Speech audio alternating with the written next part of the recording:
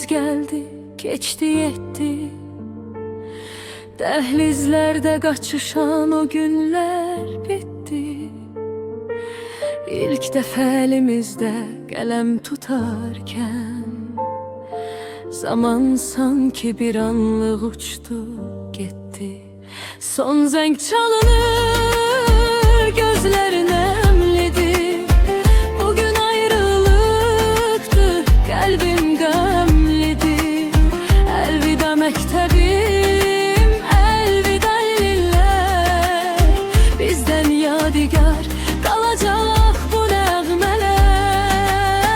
Son zeng çalınır, gözlerin nemlidir. Bugün ayrılıktı, kalbim gamlidir. Elveda mektebim, elveda liller. Bizden yadigar kalacak bu nəğmələr.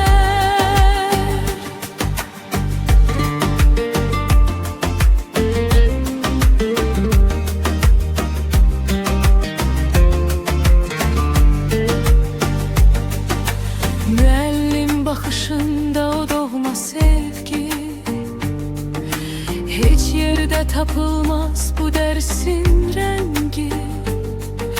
Hakkınızı halal edin can müəllimler. Sizle açıldı bize temiz elmler. Son zeng çalır,